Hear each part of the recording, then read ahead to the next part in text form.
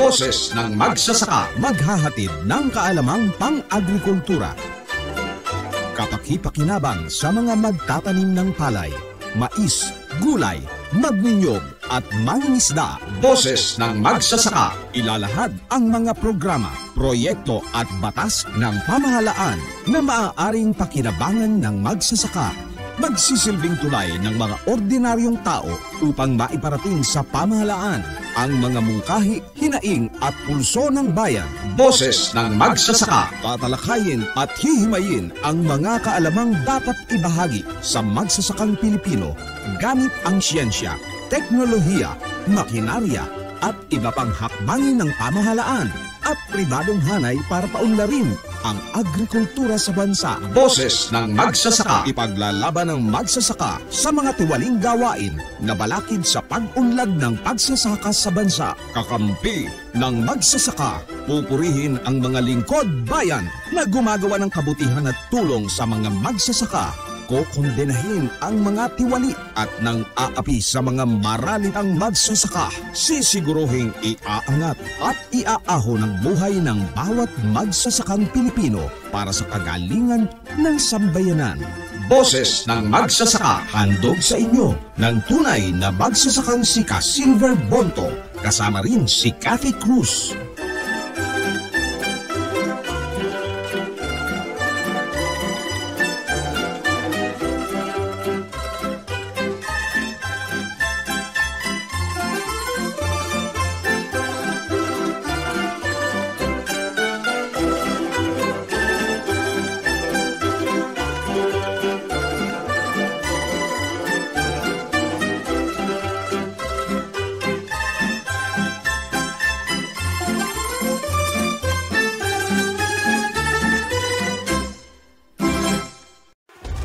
Araw ang digmaan.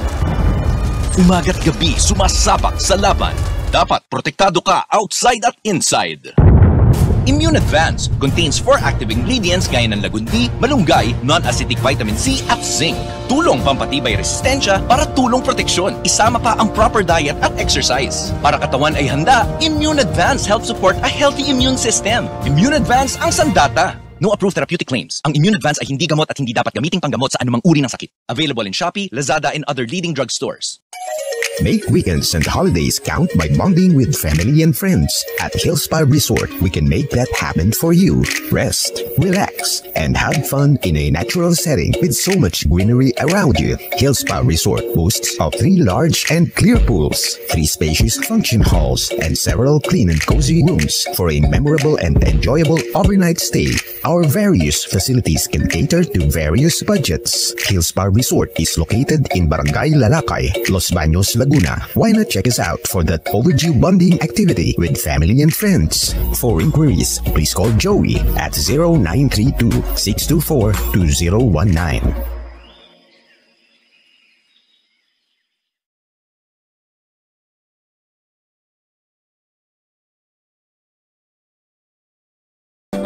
Ahon, bawat isa'y magsama-sama. Angat ahon, magsasaka. Magsasaka. Magsasaka. Magsasaka. Matapat na pamamahala ang ating adhikain. Pag-angat at pag-ahon sa bayan nating tugon. Hinahinang kakayahan, iangat ang kabuhayan. Diyos maray na aldaw sa indong gabos ng mga kabanwa. Magandang araw Pilipinas, magandang araw Luzon, Visayas at Mindanao. At sa lahat ng ating mga kababayan sa iba't ibang panig ng mundo. Welcome po sa ating palatuntunang Boses ng Magsasaka.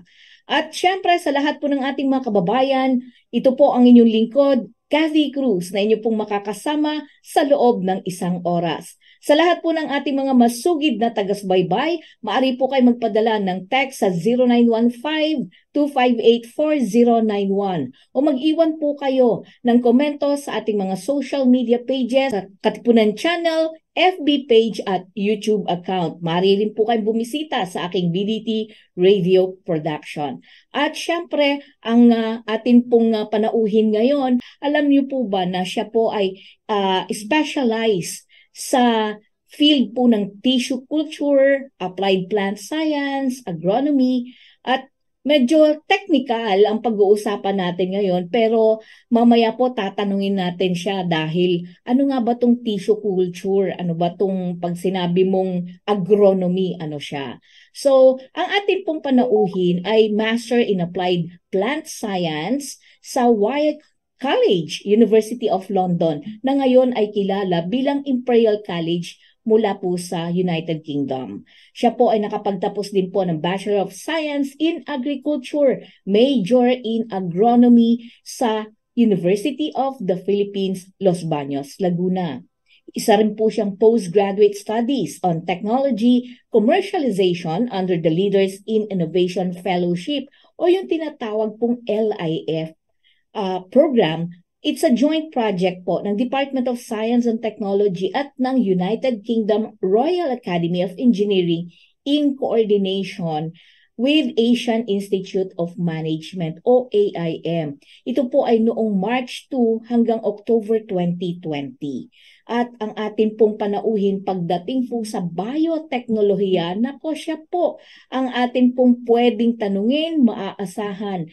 At siya po ang kasalukuyang Senior Science Research Specialist po ng Biotechnology Division ng Philippine Coconut Authority sa Albay Research Center. Hindi ko na patatagalin dahil excited ako na malaman kung ano nga ba itong klase ng prutas ba o halaman? Makapuno!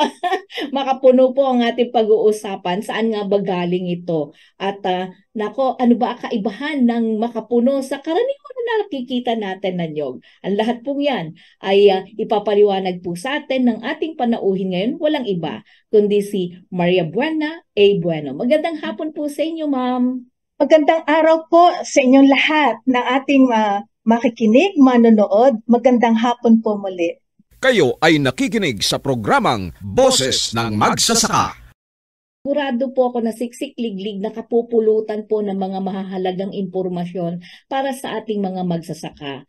But, syempre, katulad po ng kaninang tinanong ko po, no, medyo, ano ba tong bago po tayo umusad sa usaping makapuno? Gusto ko lang po malaman at sigurado kung ating pong mga kababayan na nanonood po ngayon ay gusto rin malaman nila. Pag sinabi po bang tissue culture, ano po ito?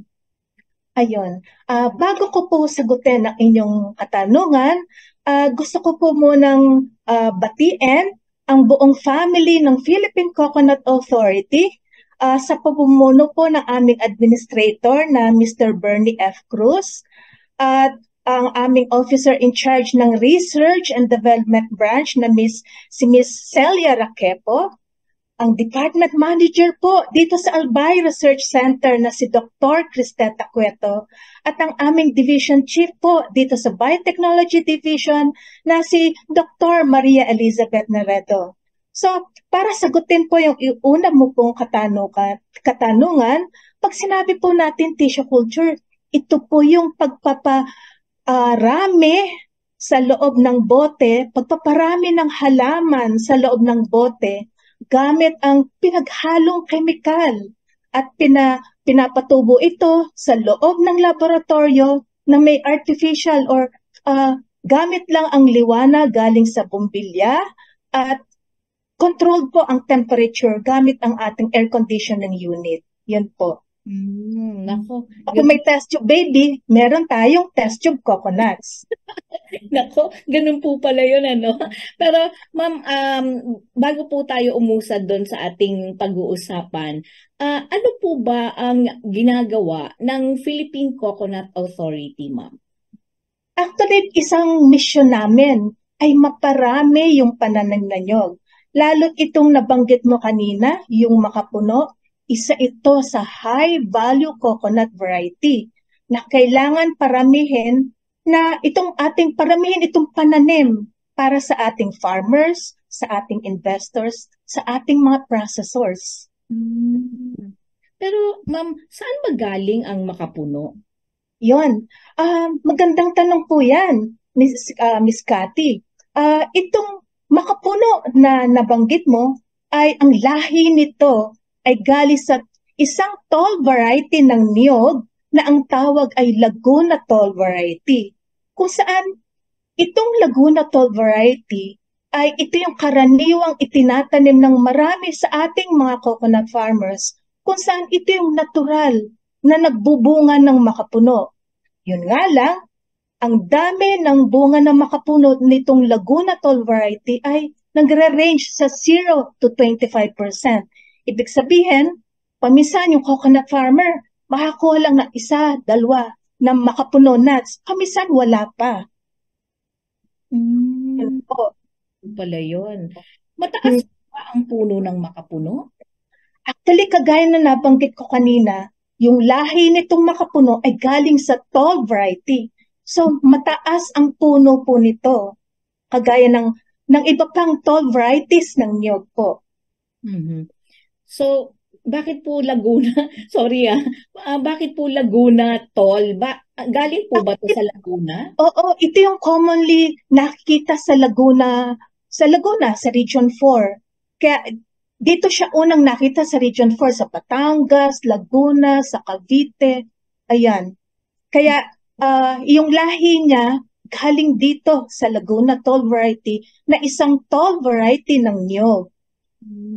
Ano po ba ang kaibahan ng bunga ng makapuno, ma'am?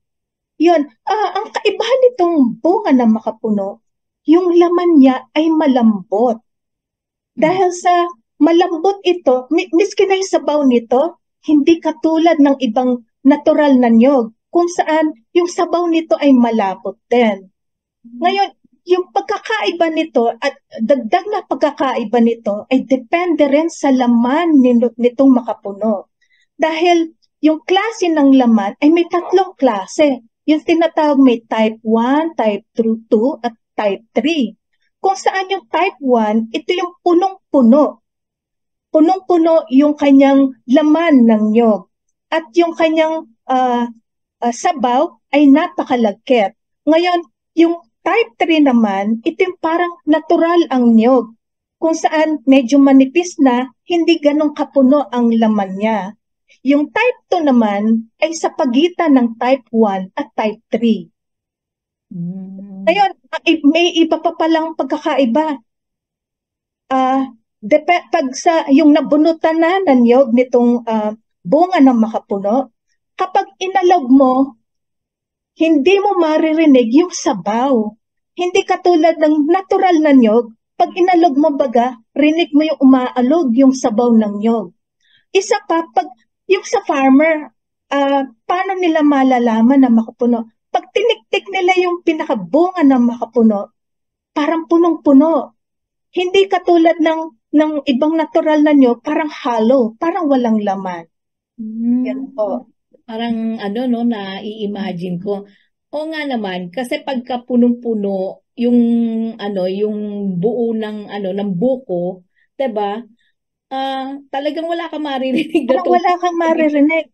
Kasi bali ang nangyari, dahil malambot nga yung laman nitong niyog na ito na makapuno, ay dahil sa yung sinasabing sa pag-aaral na kulang siya nung enzyme na tinatawag na enzyme na galactosidase enzyme.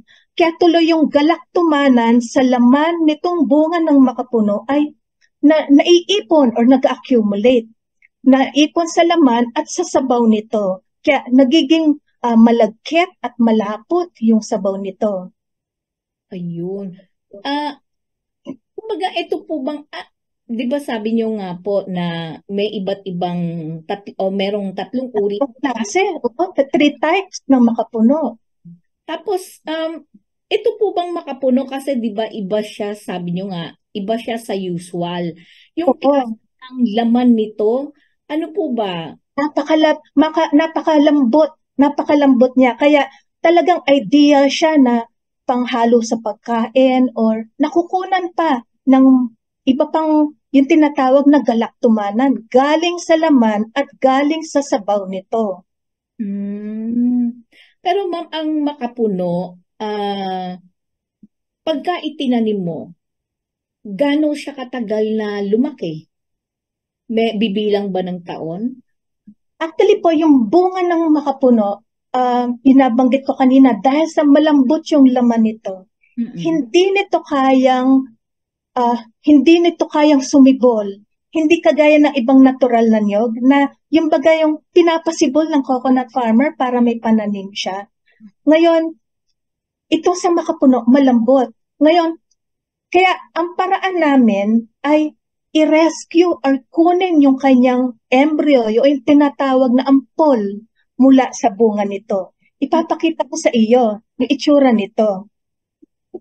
Kung ang niyog ay may 3 mata, na andito sa pinakamalaking mata o yung tinatawag na active eye. Na andyan sa active eye, itong tinatawag na embryo or yung ampol. Itong nasa, ayan. So, ganyang kaliit.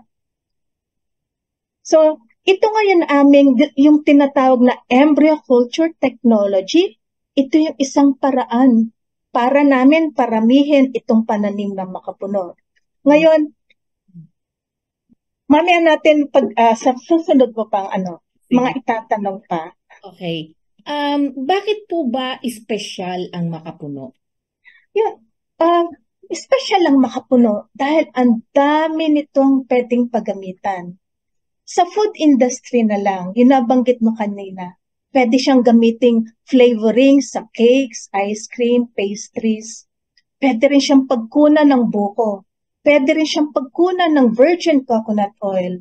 Ngayon sa pharmaceutical industry, yung nabanggit ko kanina na galactumanan na makukuha sa laman at sa tubig nito ay nagagamit sa paggawa ng mga biodegradable films o kaya yung mga medical gauze. Ito yung mga gasa na natutunaw sa balat.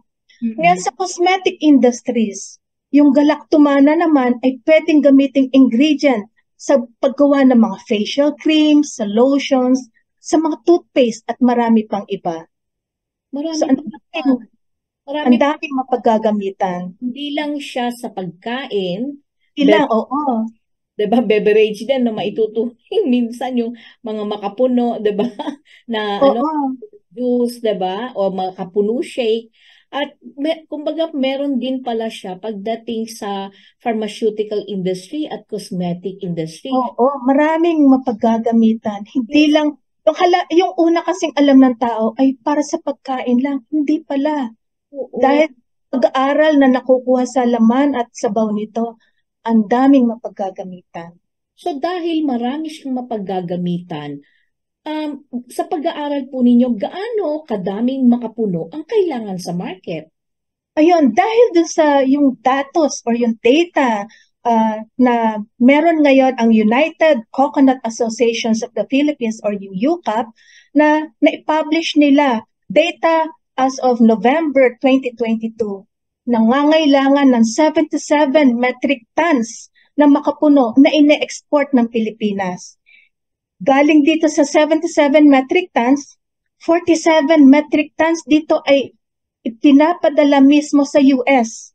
Ngayon, less than 10 metric tons sa ibang countries naman, katulad ng sa Canada, sa UAE, sa Australia, sa Sweden, sa UK, sa France at New Zealand. So less than 10 metric tons itong other countries na ito. So napakarami na kailangan nito. Malaki palang yan, malaking tulong sa ating ekonomiya. Tama po, ang laking tulong talaga. Opo. So kayo po ngayon sa PCA, particularly sa inyong research center, di ba? Opo. Center. Paano ang ginagawa po ninyo para paramihin hindi lamang yung binhi, kundi tatangkilik ng mga magsasaka natin? Ayun, meron ngayong 2 teknolohiya na para maparami yung pananim na makapuno. Yung nabanggit ko kanina, yung embryo culture technology, kung saan itong embryo na galing sa niyog embryo or yung ampol, ito yung itinatanim namin sa pinaghalong chemical, katulad nito. So 2-week-old ito. At ito, dito sa pinaghalong chemical, pinasisibol namin siya, kagaya nito, hanggang sa maging halaman, katulad po nito. So nakikita nyo dito sa pinaghalong chemical, isang embryo or isang ampol, isang halaman. Ngayon, dito sa embryo culture technology, 4 hanggang 8 buwan tumatagal sa loob ng laboratorio. Ngayon, after nung duration na yon, sa nursery naman, kailangan ng 6 to 8 months para ito ay mabuhay sa lupa. Ngayon, ibig sabihin, para magkaroon ng pananim na ready for field planting, kailangan ng 10 months hanggang 16 months para magkaroon ng pananim na makupuno gamit ang embryo culture technology. Ngayon, yung pangalawang teknolohiya, meron kami ngayong bagong teknolohiya na ang tawag ay Coconut Somatic Embryogenesis Technology or CSET na dinevelop po dito sa PCA Albay Research Center, kung saan itong ampol or itong embryo, kinukuha rin namin sa nyog, pero yung growing point lang po nito. Yung growing point kung saan nakikita sa maliit na parte nito, yun ang aming itinatanim po sa loob ng laboratorio gamit ang pinaghalong chemical para po maparami yung cells or yung cellula para po makaproduce itong tinatawag na callus. Ngayon, itong callus, ito yung marami ng cells. Ngayon, itong callus na ito, tinatanim namin sa pinaghalong chemical na pangpatubo naman para makaproduce nitong tinatawag na somatic embryo, kung saan ito ay parang ito yung ampol na may growing point na ito ngayon ang sisibol na para maging halaman. Ngayon, gamit itong bagong teknolohiya, galing sa isang plumule na tinatawag, maraming halaman, may higit 100. So nakikita nyo dito, sa isang kapiraso lang, ngayon may 3 piraso dito. Hindi katulad yung kanina, yung embryo culture technology, isang halaman lang ang mapuproduce namin. Ngayon sa bagong teknolohiya na ang tawag ay CSET or Coconut Somatic Embryogenesis Technology, isang plumule or growing point, may higit 100 na halaman ang mapuproduce. Pero hindi isang labasan siya, staggered manner. Yun nga, sa loob ng 18th month onwards, makakaproduce na ng halaman. Ngayon, on the 36th month naman, pwede na itong itanim sa lupa. Plus another 12 months para alagaan ito sa nursery para gumanda pa at mabuhay ng tuluyan sa lupa. Ibig sabihin, gamit ang CSET technology o yung bagong teknolohiya namin ngayon, kailangan na approximately 4 na taon para ready for field planting ito. May sasabihin nyo, ay ang tagal. Pero po, ang pagandahan itong bagong teknolohiya, isang plumule or isang growing point, may higit 100 ang mapuproduce pong halaman na makapuno. Ang galing, ano?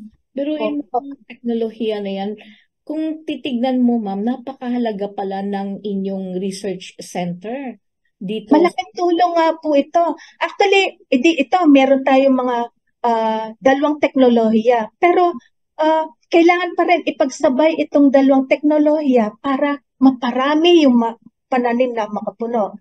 Kasi in 10 to 16 months, yung sa embryo culture, so in short time, may halaman ka na. So tutulungan naman ang pagpaparami gamit itong bagong teknolohiya na CSET dahil mas marami naman ang halaman na puputus nito. So tulungan itong available technologies natin para maparami yung pananim natin makapuno. Tanong ko lang, ma'am, gaano katagal itong kumbaga binuo itong CSET na to ng ating mga developers, ng ating mga technology developers? Actually po, since 1990s, nag-aaral, inumpisa na namin itong pag-aaral nito. Ngayon, dumaan yung mga collaboration or yung pagtutulungan ng ibang scientista galing sa ibang bansa para po makapag-develop kami nitong teknolohiyang ito. So, yung habang panahon na yon, gumagamit kami ng iba't ibang parte ng niyog para maparami yung pananim ng makapuno at iba pang varieties ng niyog. So, dahil sa mga pag-aaral nito simula 1990s, napag-alaman namin itong plumule or growing point galing sa ampol or yung embryo ng nyog, ito pala ang mas nagre-response or mas nagbibigay ng mas maraming halaman kumpara sa ibang parte ng nyog.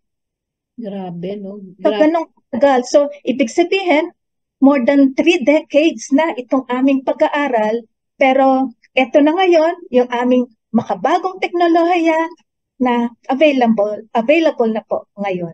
Oo. Ang kumbaga maituturing natin na successful yung inyong pagsasaliksik, pag-aaral kasi dumating talaga kayo sa punto na kumbaga imagine mo isang anong tawag doon, ma'am? Plumule ang tawag o growing point. Maraming halaman ang napupunta. 100 kaagad yung Oo, mahigit 100. Yes, mahigit 100. So, kapag dating ng panahon, pagkalipas ng halos 4 na taon ba, bago pwede nang itanim. Itanim sa lupa. Oo. Pwede nang itanim. So, that's the time na itong ating mga farmers ay pwede na nila itong itanim sa kanilang... Actually, yung nga nabanggit ko kanina, pwede muna ang panimulang paparami ay yung embryo culture technology. So, magtutulungan itong embryo culture technology, sasabayan siya nitong CSET, itong makabagong technology, para at least hindi naman mag-aantay ng 4 na taon bago magkaroon ng pananim.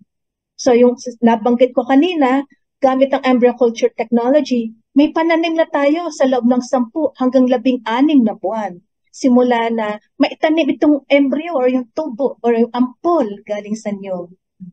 Curious lang ako, ma'am. Ang DOST po ba what particular agency ang nag-fund nitong proyektong ito at gaano na ba karami ang laboratory natin sa buong bansa? Ayun. Actually, nung andito na ating standard protocol, yung CSET technology, sa tulong po ng DOST Picard, ito pong teknolohiyang ito ay nag-validate ng 7 laboratorio sa Luzon, Visayas at Mindanao. Pero maliban lang sa makapuno na kami dito sa Albay Research Center ang gumagamit itong variety na ito. Sa iba pang 6 na laboratorio, sinubukan itong CSET technology na para maparami ang pananim na nyog gamit sa iba't ibang varieties ng nyog. So, na-validate po ito sa tulong po ng DOST Picard na sinimulan namin in 2014 hanggang noong September 2019. So, talagang na-prove na namin na, kaya pala ng ibang laboratorio na gamitin itong teknolohiyang ito para maparami ang pananim na nyog, iba't ibang varieties na nyog, at kami po rin kasama yung makapuno na gamit itong bagong teknolohiya.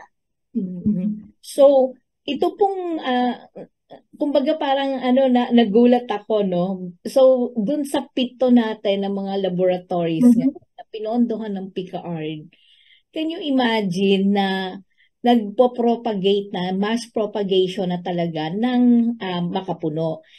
Tanong ko... Itong 6 na laboratorio, iba't ibang varieties ng nyog. Hindi kasama sa kanila yung makapuno. Dito lang po sa Albay Research Center, isinama namin yung makapuno. Okay. So parang sa inyo ko lang talaga matatagpuan. Na masarap. Kasi tinitignan ko pa lang po yung mga yung makapuno na picture. Ay parang ang linamnam.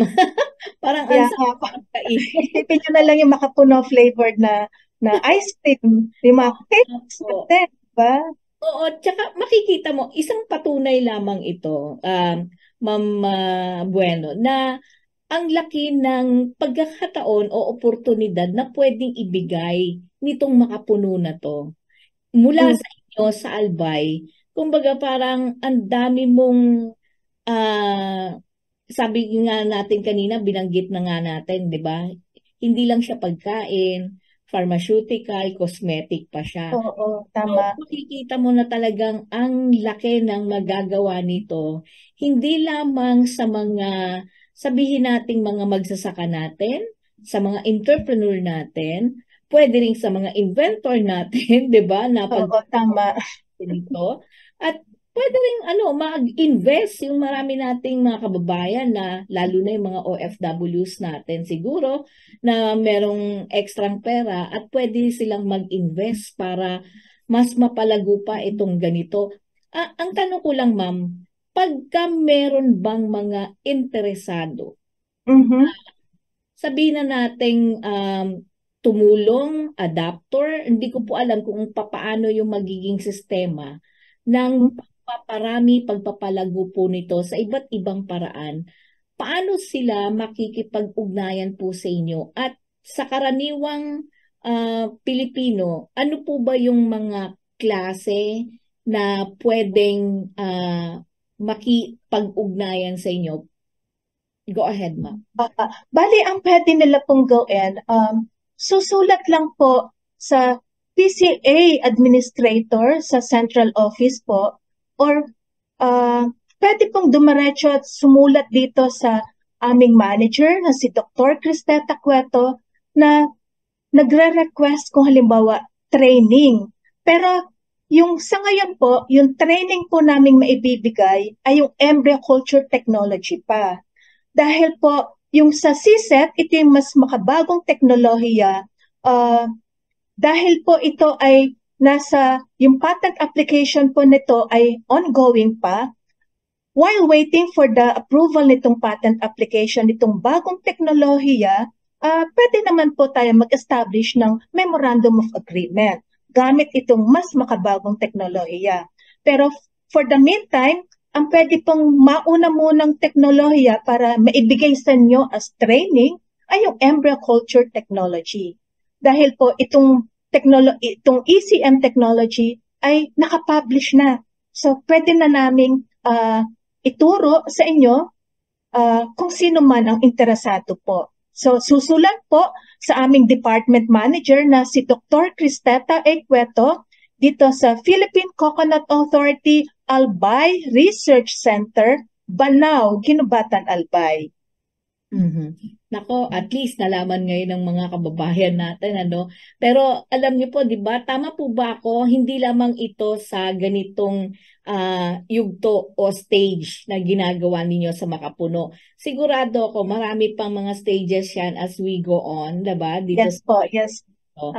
But dahil alam na natin yung industriya na pwedeng mapasok nitong Makapuno na to, which is locally, at sabi mo nga kanina, it's almost more than, 'di ba, 67 po ba yung binanggit ninyo kanina? 1990s, itong development ng technology. Yes.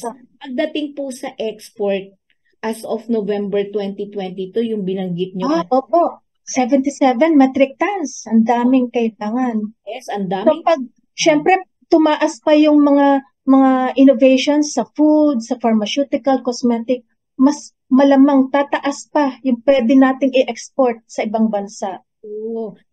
Pero ang question ko lang dito, ma'am, malikot lang na pag-iisip. Diba? Ang Amerika ba at ang ibang mga bansa ay wala silang kahalintulad na Makapuno, halamang Makapuno. Dito lang talaga sa atin. Opo. Actually, meron ding Makapuno sa India, Sri Lanka, pero iba yung pangalan dun sa kanila. Ngayon, dito sa Makapuno, sa Thailand, meron din. So, pero dito sa US, wala sila niyan. Kasi hindi sila, itong Canada, hindi sila parang coconut growing country, itong US. Okay. So, wala sa kanila nito. So, ang tendency, in-export natin sa kanila. Yun. Ano po ba ang tawag dito, ang dapat na o angkop na panahon? Kasi 'di ba, yung Canada at US malamig na lugar. Oo. obviously, wala silang, hindi po katulad sa atin na tropical country. ASEAN countries, O actually. ASEAN countries. Ideal. Oo. So, ideal talaga for ASEAN countries because we have Katulad ng Pilipinas. I So, see. warm weather. Mm-mm. And of course, syempre, kanina naalala ko lang, ma'am, ito ay puno, prutas ba o halaman? Ito ay puno. It's a palm actually. Coconut is a palm. Pero hindi ba coconut, hindi siya classified as yung mga peanut, hindi siya. So, it is a drupe, yung tinatawag sa Ingles. Oo. Pero 'di ba meron din akong parang sa isang events ninyo some years back, meron din kayong tinatawag na dwarf makapuno. Tama po ba ako? Wala po. Actually, yun nga, nabanggit ko kanina, ito isang lahi galing sa tall variety, itong makapuno. Wala pa ngayon hindi pa kami naglalabas nung makapuno, dwarf by makapuno hybrids kasi hindi pa siya dapat namin ilabas. Although, meron na kaming dinedevelop na ganon, mga dwarf by makapuno varieties. Okay. Pero available pa lang ngayon sa mga miskin na sa ibang laboratorio na nagpuproduce po ng embryo cultured makapuno, tall variety pa rin siya. Okay. Parang gusto kong magkaroon ng comparative. Di kasi po dati meron ako nakita na kaya biglang pumasok sa isip ko eh. Nga, I know na it's a Laguna tall variety, diba? Pero biglang pumasok sa isip ko yung dwarf na kasi ibang natural nonyog, meron tayong talls, dwarfs, and hybrids. So yun siguro nakikita mo yung sa mga paliguan na may mga dwarf varieties, mga dwarf na nyog. Yun yung dwarf varieties ng nyog. Sa mga resort, yan. Pag sinabi mong hybrid, ma'am, anong kaibahan niya dun sa dalawa? Bali, pinaghalong o pinag-asawang tall variety at dwarf variety. So, para maging dwarf yung makapuno, yung dwarf na puno ay pinollinate or binuntisan ng pollen galing sa makapuno, which is a tall variety, para magkaroon siya ng bunga na makapuno at the same time, mababa ang pagkapuno niya. Pero yun nga, babanggitin ko po ulit, wala pa po kaming ipinalalabas o pinagbebentang dwarf by makapuno variety. Nasa pag-aaral pa po. Ayan, tandaan nyo ha. Baka magkamali ka, kita nyo. At least naliwanagan ko, di ba? Pero, ma'am, ang isa pang punto ko rito, ito makapuno o Laguna tall na variety, ba itong fertilizer requirement? Actually po, ang makapuno, kagaya ng ibang natural na nyog, pareha lang po ang fertilizer requirement na ito. Kung saan, actually, yung PCA recommendation po para sa fertilization ng coconuts in general, may ida-download nyo po. Search nyo po sa PCA website na pca.gov.ph at makikita nyo doon yung mga mature technologies sa Can Farms na andun po yung sa Techno Guide para sa pag-fertilize po ng coconuts in general, kasama na po na doon yung sa makapuno. So pareho lang po yung fertilizer requirement ng makapuno sa mga natural o normal na niyog. Di ba usually po, ang lahat po ng pinag-aaralan, dumadaan sa pagsasaliksik, ay inaaprubahan ng Bureau of Plant Industry. Tama po ba ako? Hindi naman po kailangan lahat ay i-approve nila. Bali, ito naman po, ang PCA is an authorized agency, particularly to work on coconut. And then actually, merong isa kaming research center sa Davao na maliban sa coconut, tinitignan nila ano yung best intercrops to coconut. So yun nga po, nabanggit ko kanina, tignan nyo po yung ano yung recommendation ng mga best intercrops to coconut doon po sa PCA website, sa pca.gov.ph, na andun po yung mga mature technologies po namin regarding po na sa nabanggit ko. Ma'am, dumarating po ba sa pagkakataon na ang makapuno ay tinatawag nating nagkakaroon ng sakit? Sa niyog, yung lalo't dito sa kasama dito sa Bicol Region, parte ng Quezon, ng Samar, parte ng Eastern Samar at Northern Samar at sa Biliran, nandito po yung tinatawag na sakit ng niyog na ang tawag ay kadang-kadang viroid. So, ito po sa mga nabanggit kong lugar, quarantine po ito. May BPI Quarantine Administrative Order number 13, Series of 2004, na andun po yung pinakalistahan. Ito po yung mga quarantine area. Ibig sabihin itong quarantine, ibig sabihin yung kahit na anong pananim na niyog, kasama ang pananim na makapuno, hindi po dapat lalabas dito sa nabanggit kong mga lugar. Sa buong Bicol, parte ng Quezon, parte ng Samar, Eastern Samar, at Northern Samar, at kasama yung ilang lugar sa Biliran kung saan hindi po dapat lumabas yung kahit na anong pananim na niyog at kahit na anong pananim na makapuno. Dahil pag ilalabas po natin dito sa mga lugar na ito, mahahawa naman po yung pananim ng niyog sa ibang rehiyon naman dito sa Pilipinas. Pero ito po ay lumabas ang utos na ito ng Bureau of Plant Industry noong 2004. Hanggang ngayon, effective pa rin po ito? Actually, opo. At ngayon, base sa pag-aaral po ng PCA Albay Research Center, sa isang proyekto namin, nais po rin namin i-update po hanggang saan na naandito yung sakit na ito ng kadang-kadang ng niyog. So, syempre, para hindi po maapektuhan yung paglabas naman ng ibang natural na niyog na source po ng buko or yung yam coconut at iba pang produkto ng niyog na kasi may ibang requirement po ang ibang bansa na hindi dapat galing dito sa kadang-kadang affected areas yung source ng raw materials para sa produkto po nila. May mga lugar, particular, halimbawa sa Bicol, Albay. Of course, kayo sa Albay ay kasama kayo doon sa mga affected areas. Kadang-kadang disease ng mga, diba? Ng niyog, oo. Pero at the same time, dyan din sa lugar ninyo, inaaral etong makapuno natin. Ang question ko lang, wala bang nagiging epekto ito doon sa ginagawa ninyong pag-aaral ngayon sa makapuno? Wala naman po, ma'am. Kasi hindi, miski nasa kadang-kadang area, kami po dito sa Albay Research Center, itong mga disease palms naman, ipinapaputol na namin. Kasi source ito ng sakit na kakalat sa iba. So para hindi kumalat sa iba, pag yung aming grupo na sumusuri sa farm o sa plantasyon ng niyog na may kadang-kadang, ito po ay pinuputol na ng PCA. PCA lang po ang authorized to say na may kadang-kadang yan. Yun po.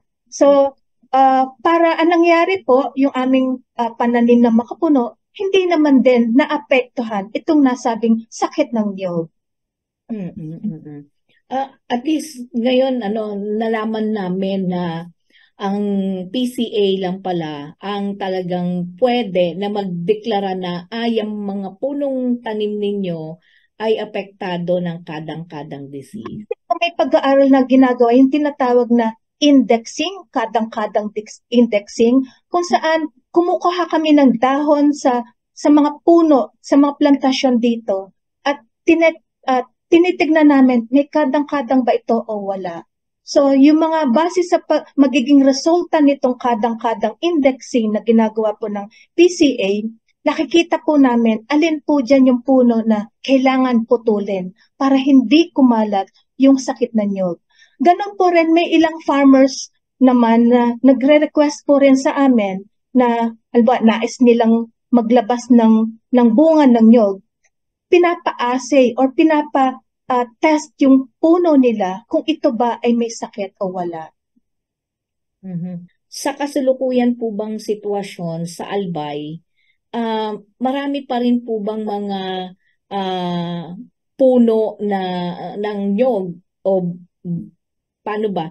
Buko, nyog, Puno ng niyog, oo. ng nyog na kumbaga mas marami pa rin ba siya compared sa ano kasi 2004 pa lumabas tong utos na to. So today is already 2023. At sabi nyo nga kinakailangan ng i-update siya para malaman na ano, kumbaga parang sa akin lang ma'am, kung ako ang ano, halimbawa titingin at parang gusto kong mag-invest sa ganitong klase ng industry. Sa kasalukuyan ba, ganun pa rin ba kalala siya o nabawasan Actually, hindi na po. Hindi na po. Kasi regular naman din nag-inspect yung aming kadang-kadang team or yung IPM team sa mga farms dito sa Bicol Region. Kasama na rin yung dito sa mga nabanggit kong lugar na may nakakitaan ng kadang-kadang disease. Nagsasurvey rin sila at actually sa mga panahon na ito, hindi na rin ganon kadami, hindi katulad ng mga nakaraang panahon. Pero yun nga, dahil sa dapat every 2 years na-index yung PAM kung may kadang-kadang disease. Ngayon, sa isang proyekto namin, gagawin po ito. Itong pag-i-index para matignan kung ganong karami pa ba ang dapat na yung apektadong puno. Yun po ang aming inaalis. Pero babanggitin ko po ulit, hindi na ganon kadami po sa ngayon. Pero syempre, kailangan pa po ng PCA may datos o may data to say ganito na lang ang natitira na apektado nitong kadang-kadang disease na to. Meron po ba kayong nararanasan na challenges sa inyong proyekto, particular dito sa mass propagation ng makapuno po natin? Isa sa challenges kasi the fact na tissue culture ito. Tissue culture ito, ibig sabihin, kailangan ng investment sa laboratorio, kailangan na investment sa tao na ite-training, investment sa equipment, sa lahat ng laboratory, chemicals, and other supplies. Paminsan hindi ganun kadali na kukunin itong teknolohiya ng isang potential technology taker or isang investor. Kasi kailangan ng masuring pag-aaral din nila, itong potential taker, ng business plan nila na worth ba na magparami nito gamit yung tissue culture kung saan pinarami sa ang pananim na nyog at paranim na makapuno sa loob ng laboratorio. So ito ay isang challenge sa amin na medyo nakakalimit ng konti sa potential investors kasi kailangan ng malaking investment para sa mga nabanggit ko. So kung meron po kayong panawagan o ihingi ng tulong para masolusyonan, mabigyang kalutasan yung mga challenges nino, kanino at anong klaseng tulong ang pwede po nilang ibigay sa inyo? Go ahead, ma'am. Actually, ang pwedeng mahingan nila ng tulong para makapag-decide sila, para makapag-invest sa ganitong klaseng bagong teknolohiya ay pwedeng magkaroon muna sila ng pag-aaral, yung economic side, yung feasibility study. How much will it cost? And then, isa pang suggestion ay para ma-maximize itong paggamit itong teknolohiya sa isang laboratorio gamit yung tissue culture technology na nabanggit ko, embryo culture or coconut somatic embryogenesis. Pag-isipan din ng ano pa yung pwedeng paggamitan nito, ibang crops na para ma-maximize yung gamit nitong tissue culture laboratory. Hindi lang nyog, hindi lang makapuno ang pararamihin. Pwedeng mag-invest kayo sa ibang crops naman na pwedeng maging intercrop to coconut na pararamihin dun sa laboratoryong yun. So, hindi lang na ma-maximize yung use ng lab kasi malaking investment yung pagpapatayo ng laboratorio. Oo nga, that's correct, ma'am. Kumbaga parang tama yung panawagan mo kasi lalo po ngayon na dumarami ang tao, dumarami ang populasyon ng tao. So, kinakailangan talaga natin lahat ng food staples na pwedeng mass production Mhm. na para ako po bilang karaniwang mamamayan.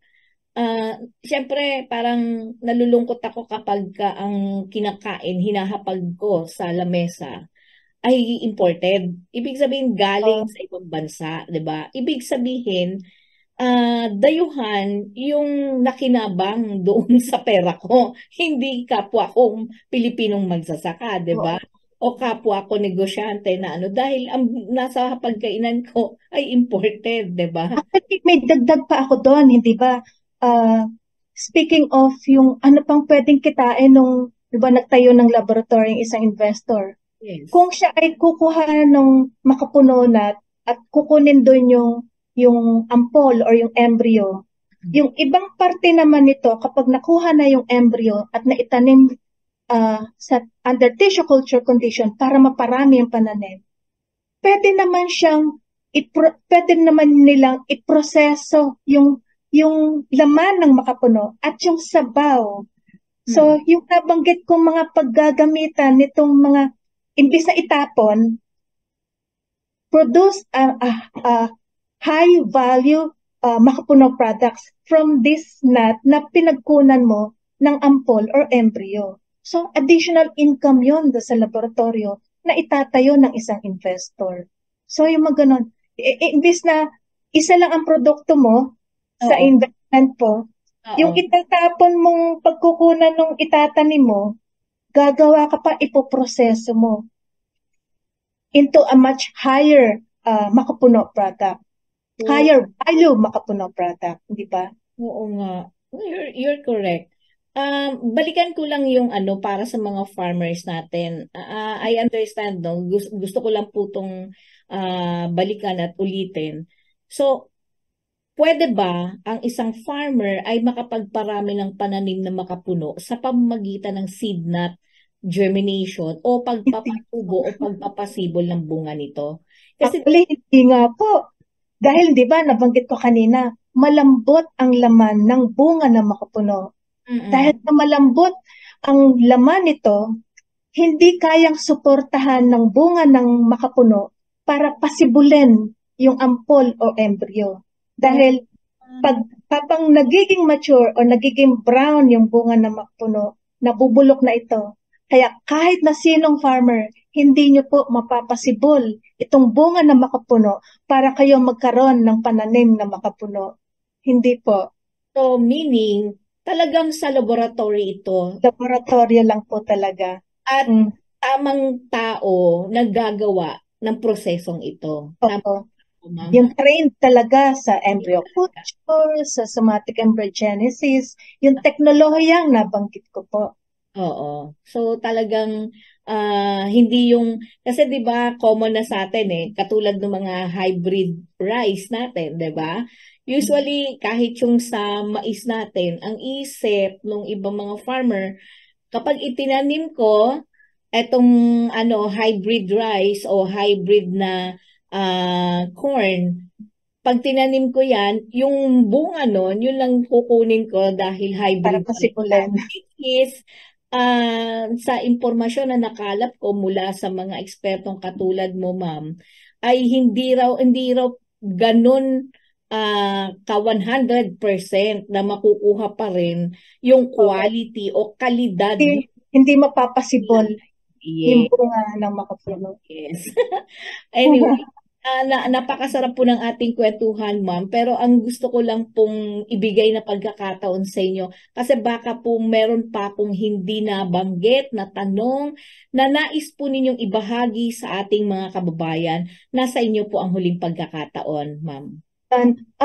Bale, kung anong pwede mong kitain, at least mabigyan kayo ng idea, yung profitability ng makapuno trading. So, sa isang ektarya po na may 100 puno, magkakaroon ng may average makapuno yield or namumunga po ito during from year 6 to year 9, 4 nuts per tree per hectare. Or ibig sabihin, 4 nuts per tree per year, per harvest. So, ibig sabihin, 48 nuts per tree per year from year 6 to year 9. Ngayon, from year 10 onwards, dumadami na ma-harvest dito. 96 nuts per tree per year. Ibig sabihin, may 8 nuts per tree per harvest. Ngayon, ma-harvest yung bunga ng makapuno every 25 to 30 days or 12 times per year. So, yung dami ng bunga times 12 times per year, ibig sabihin, mayroon kang 9,600 nuts per hectare per year. Equivalent ito sa 9,600 kilograms per hectare per year. Ngayon, kung i-multiply dito yung presyohan ng makapuno na per kilogram, yung farm gate price, paminsan may lugar na 35 pesos, pero dito sa Bicol region ay although pag madami ang supply, konti ang demand, bumabagsak din sa 10 pesos per kilo. Pero sabihin na natin sa 35 pesos per kilo. Ibig sabihin, may gross income ka na more than na 336,000 pesos per hectare per year. Pero ibawas natin dito yung farm inputs, kagaya fertilizer, iba pang activities sa farm na mahigit 20,000. So, ibig sabihin, pwede kang magkaroon ng net income na 314,000 mahigit per hectare per year. Ngayon, ang isa pa ay, halimbawa, meron ka ng puno na makapuno. Halimbawa, nakabili ka ng pananim na makapuno. Isang makapuno na ibinebenta po ng PCA-based laboratories na makikita sa Albay Research Center dito sa amin. Meron po rin sa Zamboanga Research Center, sa PCA Davao Research Center, kung saan sa PCA po ang bentahan namin ng makapuno seedlings ay 500 pesos ready for field planting. Makakabili rin po ng embryo-cultured makapuno sa ibang private laboratories sa Luzon, Visayas at Mindanao. Pero po, iba ang presyo naman nila.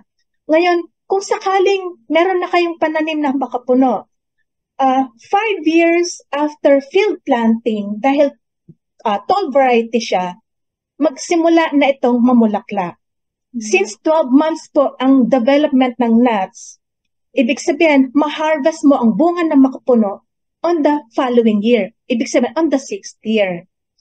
Ngayon, kung sakaling may puno ka na ng makapuno, paano ba ang tamang pag-harvest ng bunga ng makapuno? Yung nabanggit ko kanina, every 25 to 30 days. Ang itsura po ng bunga ng makapuno na ideal for processing or for culturing sa pagtanim, sa pagpaparami natin, dapat yung sinasabing color break, ibig sabihin, green pa yung bunga o yung balat ng niyog ng makapuno na nagsisimulang mag-brown. Dahil po kapag hinarvest nyo ang bunga ng makapuno na brown na yung nut, ibig sabihin, papanis na o panis na ang loob nitong bunga ng makapuno. So, hindi na siya ideal para pangluto, pang makapuno jam, or for some other products. And hindi na rin siya ideal for para gamitin pananim, pagpaparami ng pananim ng makapuno. I see. Yan po. So, at least nalaman namin ang tip. Pagkakulay brown na yung yung bao. Ay nako, wag niyo na pong panis yan. Papanis na. Kung hindi man agad, baka ilang araw lang panis na yung inyong makapuno dyan. Pero mas okay lang ba kung medyo bata-bata pa? Parang, dapat nga po green yung bunot na nagsimulang mag-brown. Ganon tamang. Kasi di ba sa saging saba, ma'am, di ba, usually yung iba kinukuha na ng maaga, tapos hinog din, naalis na tampyas na sa puno ng saging. Dito sa makapuno, pwede yung ganon. Green pa na nagsisimulang mag-brown. Yun ang talagang kinakailangan. Green pa, nagsimulang mag-brown. Yun yung sinasabing color break yung nut, yung bunot. Oo. Anyway, ma'am, ang dami kong natutunan, nalaman, na-realize na talagang, naalala ko nga, ma'am, na ang buko nga raw, makapuno yan, buko o nyog, ito ay buhay, di ba? At meron ngang mga matatanda na nagkikwento noon, mga World War II na survivors. Kinikwento nila sa akin noon na ang bumuhay daw sa kanila at kumbaga nagsilbing inumin at nagsilbing parang panghugas ng sugat ay yung sabaw ng niyog.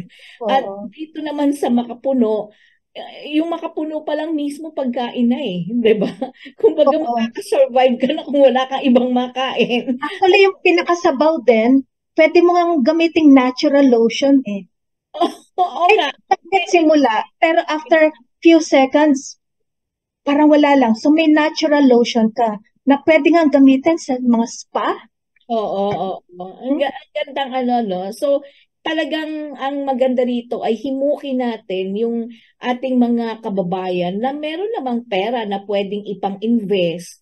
Gamitin na natin ito sa tama para hindi lamang po ika nga natin ay mga paramihin yung makapuno sa ating bansa, kundi kailangan din natin ng mga tao, mga technical people po, personnel na katulad po ninyo, Ma'am Maria Bueno, para kumbaga aminin na natin na sabi nga kailangan po nating paramihin ang mga professionals, scientista, mga researchers po natin kasi at the end of the day, sila pa rin ang makakatulong gamit ang siyensya at teknolohiya sa pagpapaunlad po ng ating bansa.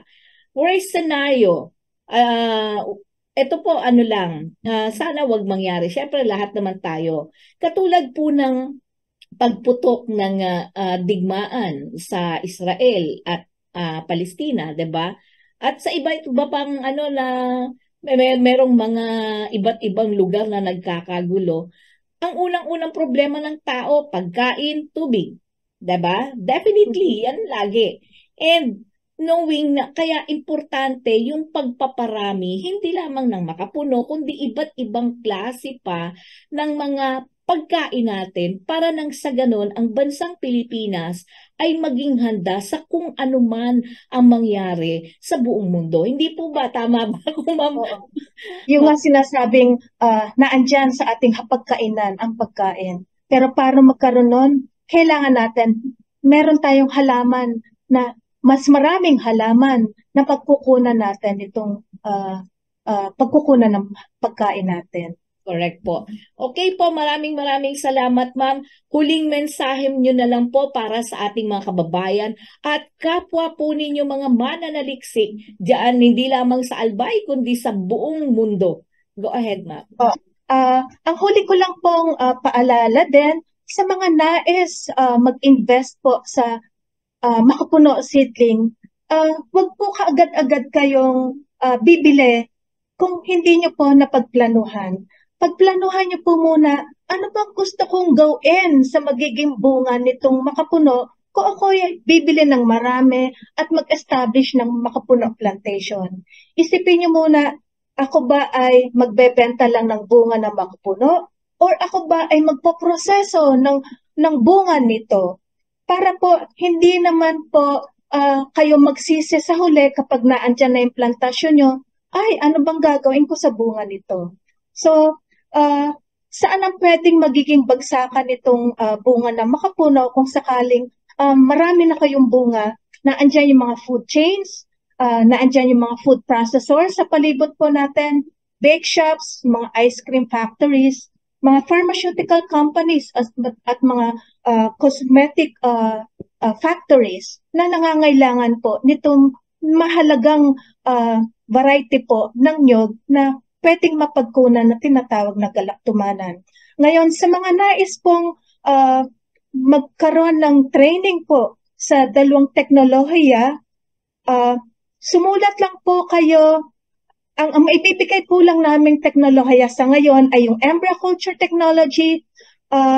Kailangan nyo po sumulat sa aming department manager na si Dr. Cristeta A. Cueto, Department Manager 2 ng Philippine Coconut Authority Albay Research Center, Banao, Ginubatan, Albay.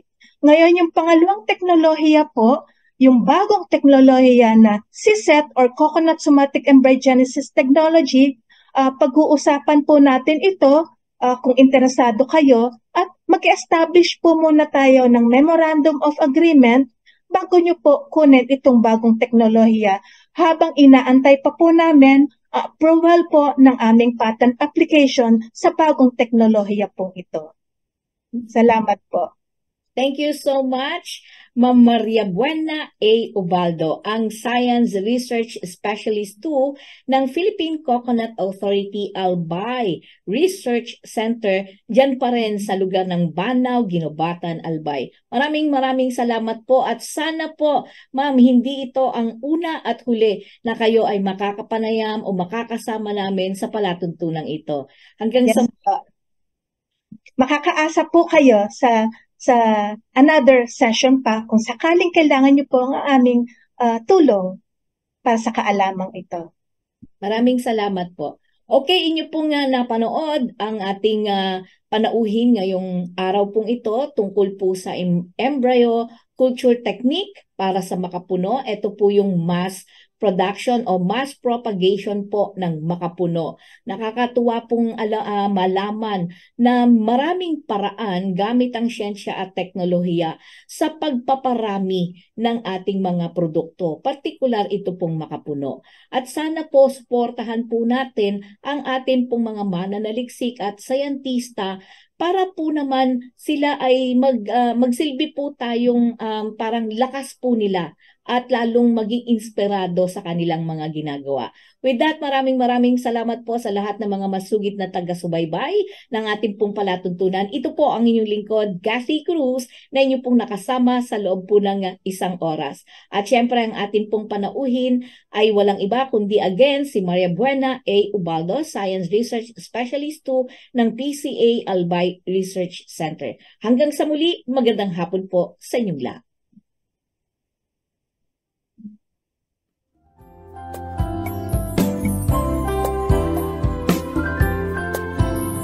Ang tinig ng magsasaka ay maririnig na. Araw-araw ang digmaan. Umaga't gabi sumasabak sa laban. Dapat protektado ka outside at inside.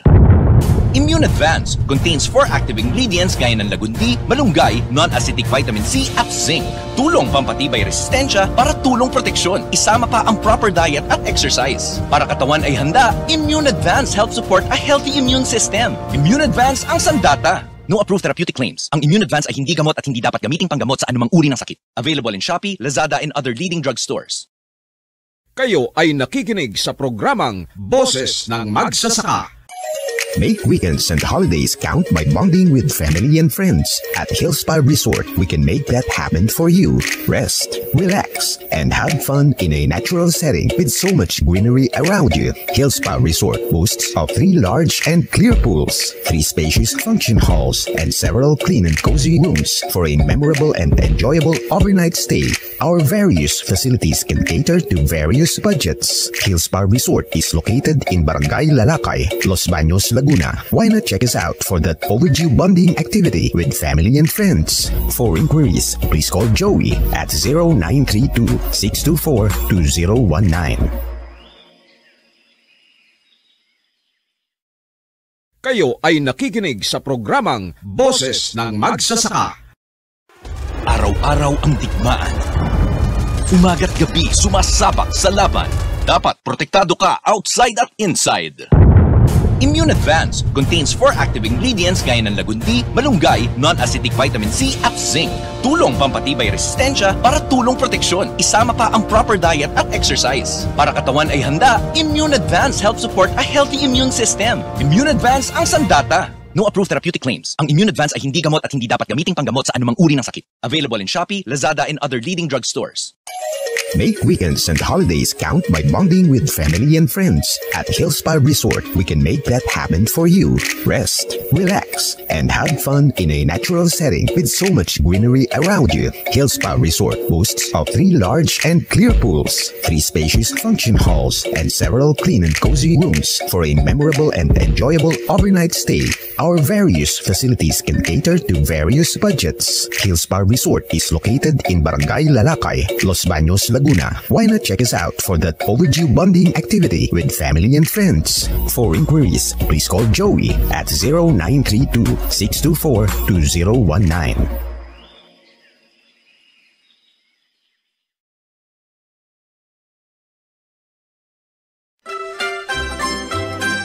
Inyong napakinggan ang palatuntunang Boses ng Magsasaka, programa sa radyo para sa magsasakang Pilipino. Boses ng Magsasaka, inihandog sa inyo ng tunay na magsasakang si Ka Silver Bonto kasama si Cathy Cruz. Hanggang sa susunod na pagtatanghal ng Boses ng Magsasaka.